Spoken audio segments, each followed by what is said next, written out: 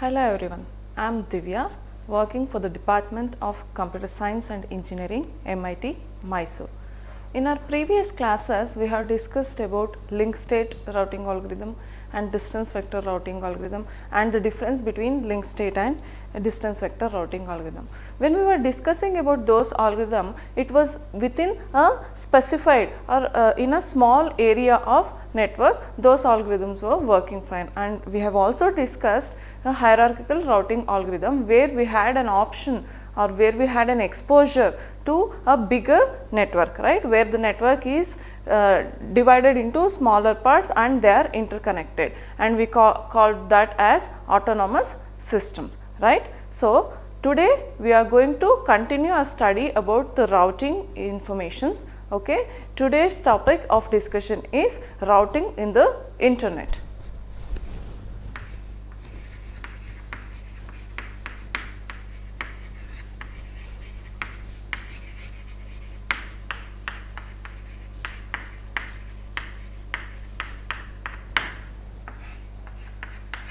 Routing in the internet. When I say internet, here we do not have a restricted area of network, it is spread across the world, right. So, under routing in the internet, we will have two categories of discussion. Number one is intra-autonomous system. AS means autonomous system routing protocols, and Inter-AS routing protocols. We have studied about these two already when we were discussing about hierarchical routing, right. So, what do we mean by intra-AS routing algorithm or routing protocols? This is nothing but managing the routing information or managing the entire process of routing a data packet from a source router to a destination router within an autonomous system. Okay, it is within an autonomous system. So, that is called as intra-AS routing. When we have so many autonomous systems having their own routing protocols, in order to have facility to communicate between different autonomous systems, we go for inter-autonomous system routing protocols. Okay. Under intra-AS routing algorithm, we are going to study two things or two protocols. One is RIP and another is Ospf. Okay. These are the two protocols that are widely used in order to perform intra-autonomous system routing. Okay. RIP stands for Routing Information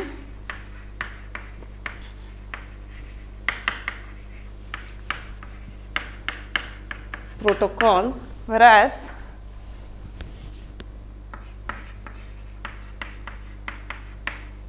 our Ospf stands for Open Shortest Path First Protocols. Okay. Under Inter-AS routing protocol, we are going to study BGP. This is a protocol which is abbreviated as Border Gateway Protocol, which is extensively used in the internet in order to perform inter-AS routing. Okay. So, we are going to study these three protocols under this heading. Okay. This RIP and Ospf are intra-AS routing protocol, and BGP is inter-AS routing protocol. So, moving on to our next topic, that is intra-AS routing protocol. Under this, we are studying RIP. Okay. Here, the routing of data packet or the messages is restricted to autonomous system. Inside an autonomous system, how the routing information is maintained, how routing path is calculated, all those things are discussed now. Okay. When I say RIP, this is the most earliest, this is the earliest protocol that came into an existence. Okay. This is the earliest intra-AS protocol came into existence, and it is still in use. It is widely extensively used even till today. Okay. We have two versions under this, version 1 and version 2. Okay. We have two versions defined under this RIP. RIP version 1 is defined in RFC 1058 and version 2 is defined in RFC 2453. Okay. These are the two versions that are defined under RIP. Okay. We are going to discuss about the version 1 of RFC here. In version 1 of RFC, version 1 of RIP, okay, the cost metric that is used is hop. Okay. Here we are using the cost metric as hop. What does it actually mean? When I say hop, it represents the number of subnets that it has to pass through from source to a destination. For example, I have a network like this, I have some source and my destination is here. In between, I might be having several subnets. Okay. Here, each of these might be representing subnets. Okay. So, number of hops that a packet need to traverse in order to deliver its content from router S to router D. Okay. That becomes the cost matrix. Why is it so? Don't we have any weights here? As we have already discussed in our previous sessions that each edge between the router will have some weight, and how that weight is going to be calculated is dependent on various constraints, right. But here in case of RIP version 1, for each edge it is considered as 1. By default it is considered as 1. Okay. It is always 1. So, when all the edges have same cost, so there is no need to calculate the least cost path based on the weight of an edge, because all has identical weight, that is 1. So, the number of hops or the number of edges that we get in the graph is going to be considered as the cost metric in order to find the shortest path from source router to destination router in case of RIP version 1. Okay. That is the criteria. For example, let us consider a graph something like this.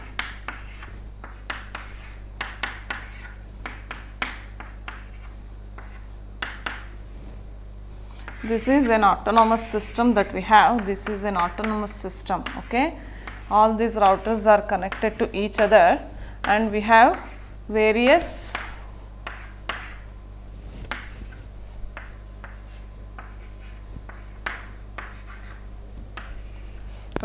Here these are the routers A, B, C, D are the routers that are present inside an autonomous system. Okay. And we have several links or several paths that are going out of this autonomous system through different routers, right. For example, I have a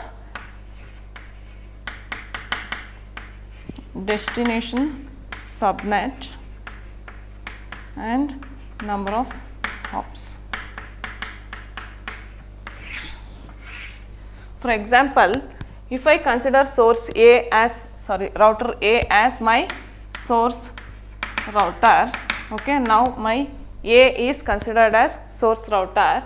So, how many number of hops that it needs to take in order to transfer the packet from router A to the routers that are present in these subnets. Here U, V, W, X, Y, Z, they all represent subnets. Inside this we will be having routers. Inside each of these subnets we will be having several routers. When I say I want to send a packet from router A of this particular autonomous system to the router that is present in some other subnet of the same autonomous system, okay, this autonomous system is covering all these things. Okay. This is the subnet. Okay. So, when I say I want to send a packet from router A to the router that is present in subnet V, it has to pass through 2 hops, right. one from A to B and then from B to V, isn't it? So, from A, in order to transfer packet to a router in the subnet U, it will take just one hop, right. So, number of hops taken is 1.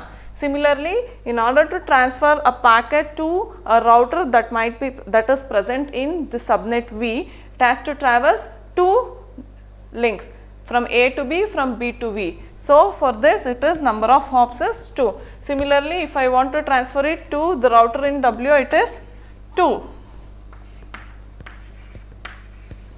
to X 1 2 3, right.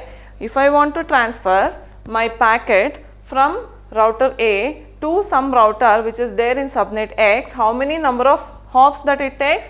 From A to B it is 1 hop, from B to C it is 1 hop, and from C to X subnet it is 1 hop. So, 1 plus 1 plus 1, that becomes 3. Similarly, for Y, isn't it?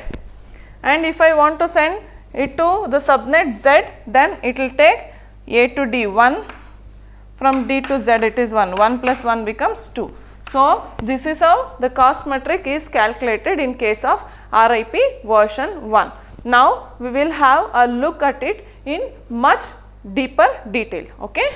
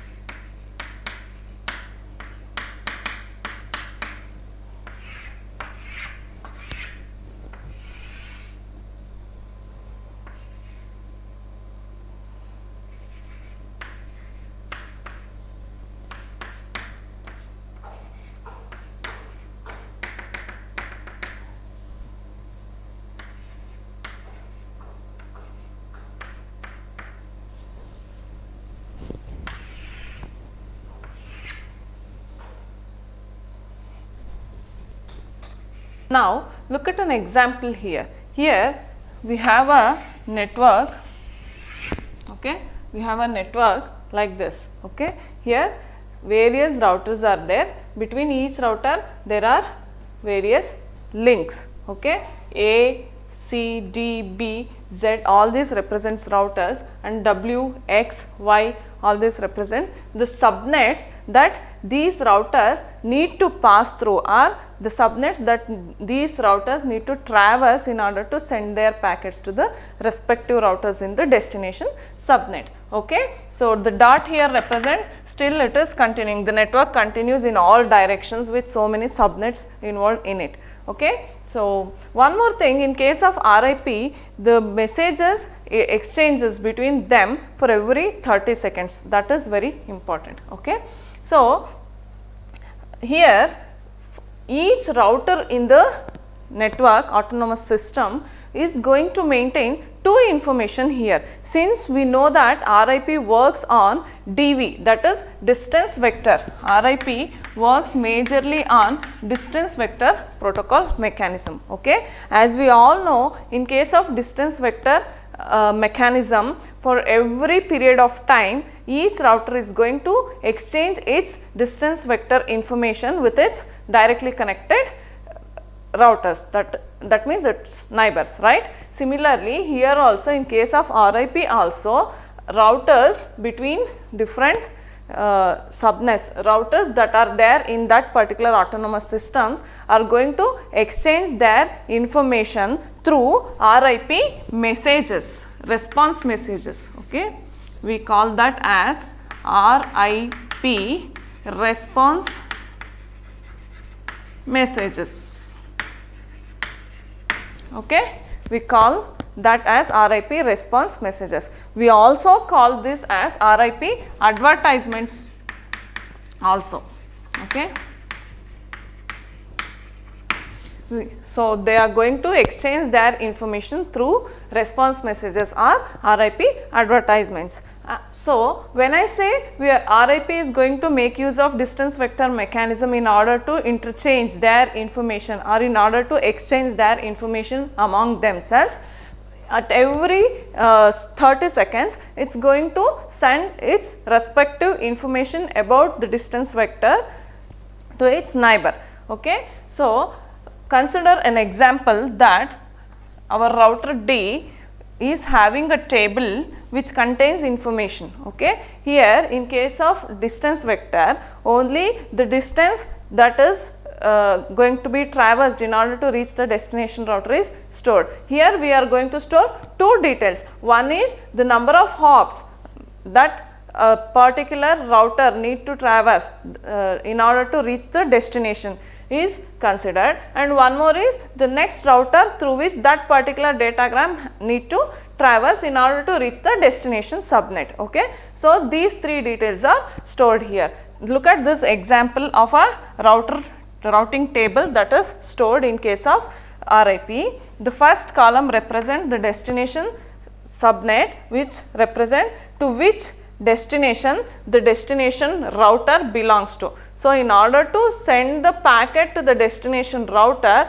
first we need to identify the destination subnet in which that particular router is present. So, that is going to be represented in the first column. In the second column, the next router means which is the next router, the adjacent router that particular datagram has to traverse in order to reach the destination subnet, that is going to be stored. And in the next column, how many number of hops that it needs to traverse in order to reach the destination subnet. So, these are the details that we are going to store in case of RIP messages, okay, in the routing table. So, if you look at this table, if we consider the router D, from router D, if I want to send a packet to a router which is present in subnet W, that is here, how many number of hops that it needs to go? It needs to traverse for 2 hops from D, it needs to traverse 2 hops from D to A and from A to W, okay, A to the respective router. And which is the next router that it needs to traverse? It is A. Through A, D, from D through A, it can deliver the packet to a router which is there in subnet W. Okay, that is what it means. Similarly, we have stored the value for Y, Z and X. Look at this. I want to send my data to a router which might be somewhere in this subnet Y. Okay, from D, I want to go to Y. I need to take 2 hops. D to B 1 hop, from B to Y 2 hops. Right? And which is the next router that I need to go? I am traversing through B. So, that is what is specified here. Similarly, for Z, I want to send my packet to Z, assuming that there are 7 hops, okay, assuming that we need to traverse for 7 subnet, we need to traverse through 7 subnets in order to reach a router in Z. Okay. So, from D to B, from B to many subnets, ultimately we are going to reach somewhere over here, that is Z. Okay. We have 7 hops and the next router that I need to pass through in order to reach Z is B from D. Okay. So, this is what our routing table information is stored for router D. Okay. as I already told you, after every 30 seconds, for every period, 30 seconds, they are going to exchange their information with their neighbors. So, when a new information is received by router D, okay, now router A sends, suppose consider that router A sends its information to router D. As you could see here, router A is adjacent to router D. So, it sends its information, updated information to router D. Okay. So, the routing table that router A sends to router D looks something like this. Okay. If you look at the entries here, it says that it can travel through C to subnet Z with 4 hops.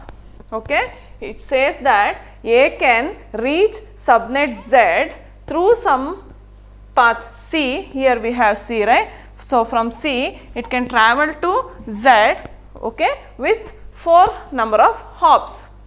So, what does it means? When this information is received by router D, it recalculates its path. We have seen how a new value is calculated. We make use equation for that, right. So, making use of that equation, okay, new calculation is made in order to arrive at new values. Okay. So, when a new calculation is made, router D realizes that it can reach Z by 4 plus 1.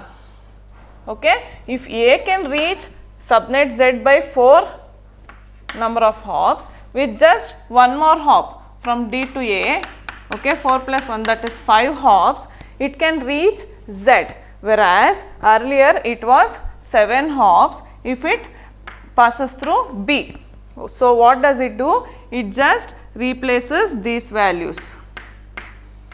So, the minimum among them will be taken into consideration. So, this is how it keeps on upgrading its distance vector. Okay. So, the routing table will be continuously upgraded for every 30 seconds. If there is no information is received from its adjacent router for more than 180 seconds, okay, 180 seconds, for more than 180 seconds, if no information is received from its adjacent router, then that router is considered as unreachable or it is not alive. Okay. That router is considered as unreachable. We call that as unreachable, and what it does, the router itself thinks that the router from which I am not getting any more information is not at all reachable. There is something wrong in between. So, it updates its distance vector and its routing table and informs the updated information to the other neighboring routers which are there in connection with it. Okay. So, this is how our RIP, that is routing information protocol, works in case of intra-AS routing process. Okay.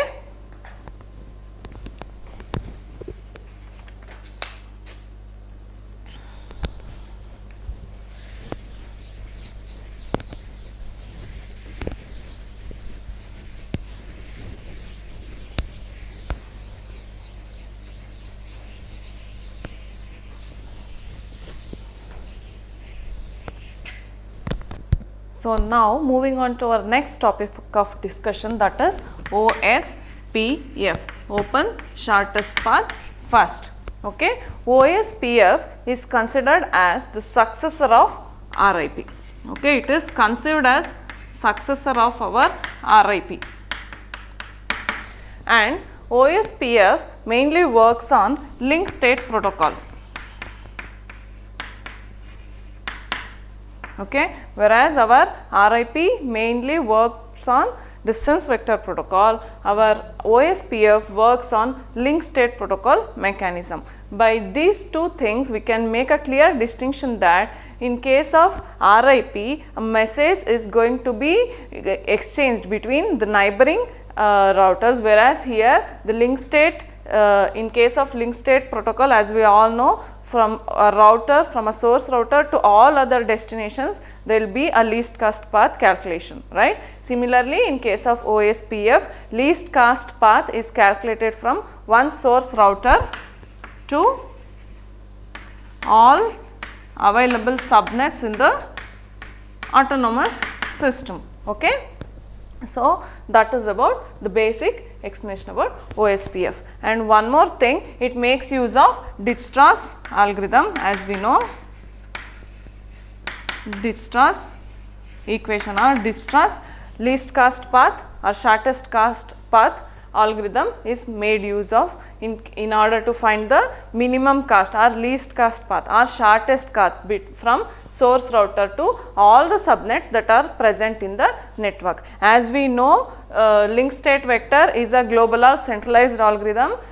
Here, since OSPF works on link state protocol, initially it has to get a complete information about the complete topology of the network. Okay. So, a complete topology is first designed for a given autonomous system in case of OSPF, and then from each source router a shortest path is calculated for all available subnets in that particular network. Okay. That is how OSPF works for us. Okay. And link capacity, as we have already seen, in case of RIP, cost metric was hop, right.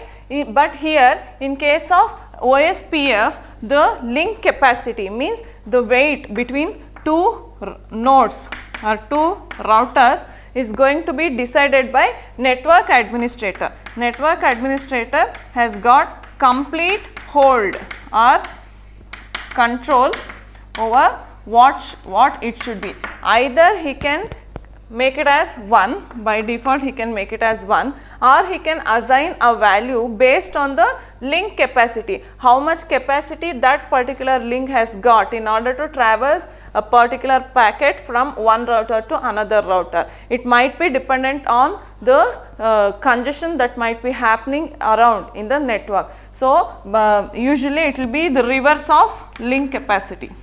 So, by making that he can make sure that there will be no congestion happening in the network while routing packets from one router to another router inside an autonomous system. Here, similar to our RIP, OSPF also exchanges its information, but here when we had seen in RIP, it was just between adjacent neighbors, but here it is not the case. Link state information is going to be transferred or exchanged between all the routers that are present in the autonomous system, all the routers that are present in different subnets under particular autonomous system. The information is going to be exchanged, okay, link state information thing. And one more thing, for every 30 minutes it is going to be exchanged. Link state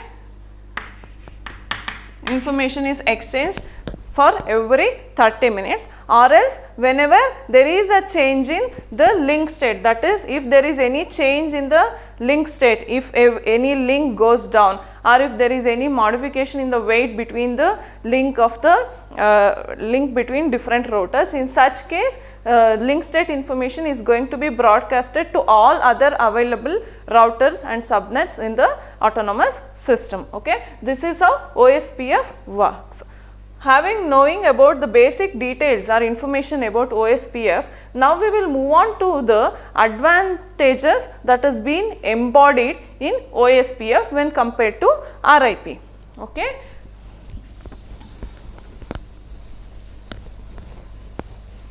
These are the 4 advantages that are embodied in our OSPF. Okay. These are the 4 advantages that are embodied in our OSPF protocols. What are they? The very first advantage is security. What do you mean by this? As we all know, when we are transmitting information through a data packet from one router to another router, it will pass through various subnets, various routers. So data might get corrupted, or some unauthorized router might intrude by injecting some invalid data into it. So, in order to avoid that, our OSPF provides authentication. It provides authentication. Why do we need authentication? When authentication is provided to a message which is traversing from source to destination, message will be kept secured, right. So, this authentication is performed in two ways. One is simple and another is MD5, okay, in case of OSPF. In case of simple mechanism that is being used in order to provide authentication, passwords are in text format. Okay.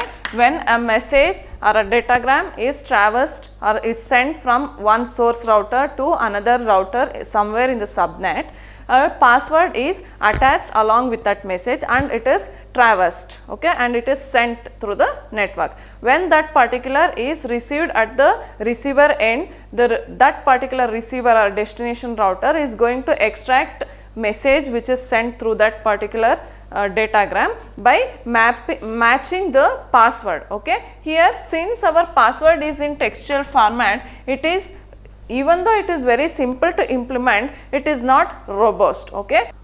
There are many chances of getting intrusion by unwanted routers. Okay. So, for the next category, that is MD5. MD5 works on the basis of hash key. Okay.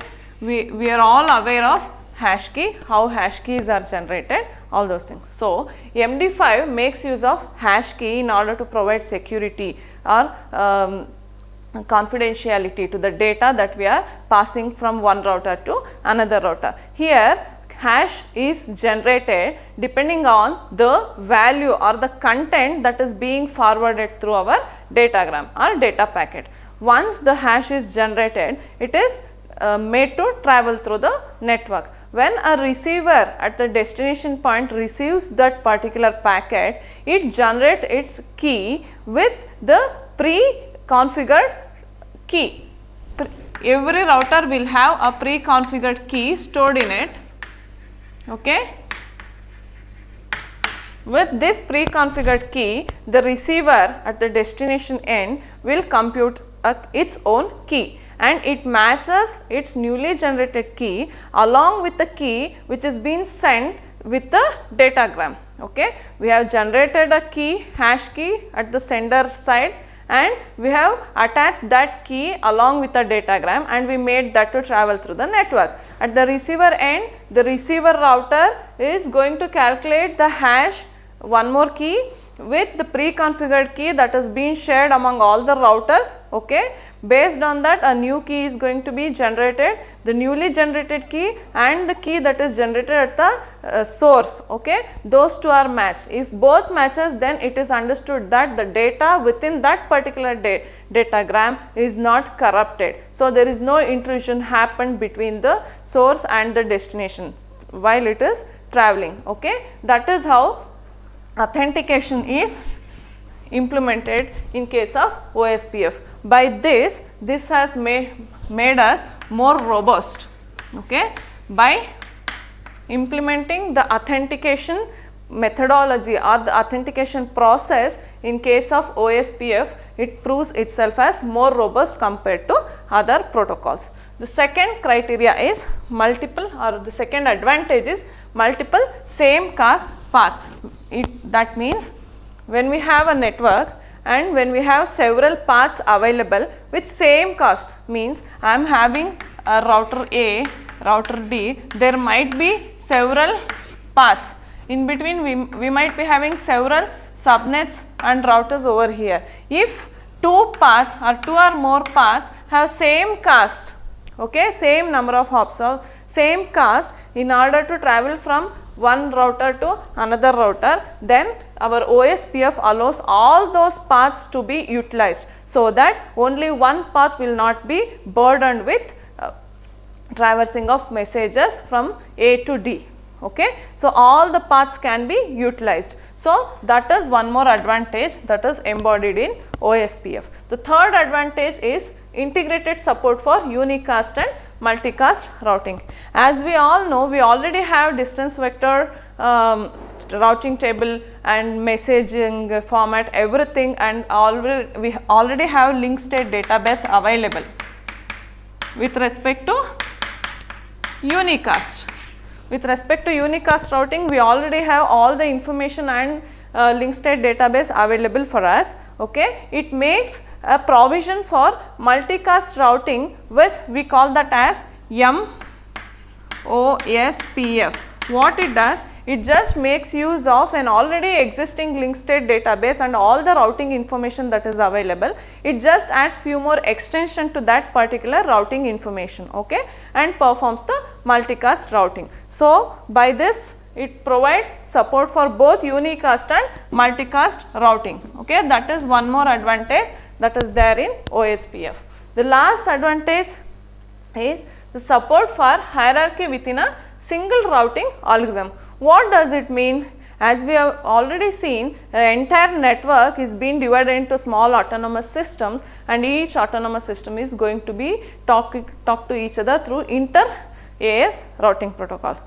But inside an autonomous system itself, it is going to provide a hierarchy. Okay. Inside an autonomous system itself, instead of having connected all those routers to a same network, it forms small networks and then they are connected to each other. Okay. So, that by doing that, it supports hierarchy within a single routing algorithm. Why is it implemented? As we have already seen the advantages of hierarchical routing, right. When we have our network arranged in multiple hierarchical level, it will be easier for us to manage the routing information and routing process between different routers, right. So, in order to provide that facility even inside an autonomous system, it is supporting hierarchy. Okay. Now, we will see how this hierarchy support is established in case of Ospf.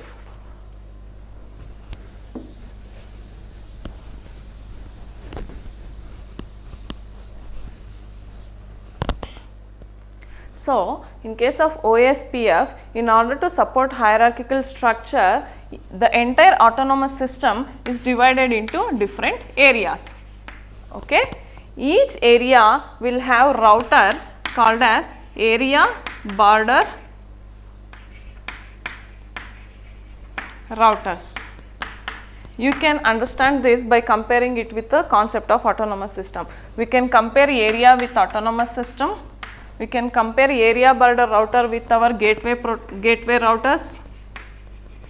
Okay. So, an autonomous system is in itself, inside it, it is divided into several multiple areas. Okay. Each area will have several routers, right, and the routers between different areas can communicate with each other through some routers, which is going to handle the special responsibility of communicating between the routers in different areas through, and we call that as area border routers. It works in the similar way how gateway router works in case of autonomous system. Okay. And the autonomous system is considered to have one backbone area. Okay. It consists of a backbone area. This backbone area is going to connect all these area border routers with each other, along with some other routers are also present. Okay. Some other routers apart from area border routers are also present within backbone area. This backbone area, by the name itself, we can understand it supports the entire transport system of the autonomous system. Okay. Inside an autonomous system, we are going to have several areas. Inside an area, we are going to have several area border routers.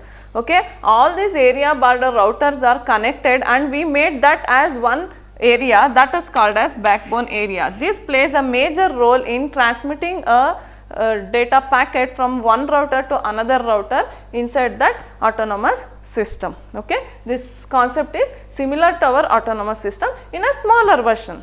Okay. This is how Ospf works. So, when a router now if we consider this as an autonomous system, inside that we will be having several areas. One backbone area will be there. Okay. This is our backbone area. This will have a connection to all other routers. Okay. If a router in one particular area A1 want to send its information to a router which is in A2, okay, then it will send its packet to this area border router. That router communicates with the backbone area, and in turn it will be dispatched to the area in which the destination router is present. So, this is how OSPF works. To conclude, today we have studied about two intra-AS routing protocols. First one is RIP and second one is OSPF. RIP works majorly on distance vector protocol mechanism, whereas OSPF works on link state protocol. Okay. So, in both the case we have autonomous systems connected through gateway protocols. Okay. OSPF provides more robust solution to the system by providing an authentication facility. Okay. That is one more advantage. So, in the next class we are going to study about Inter-AS routing protocol. In that we are going to study border gateway protocol. Thank you.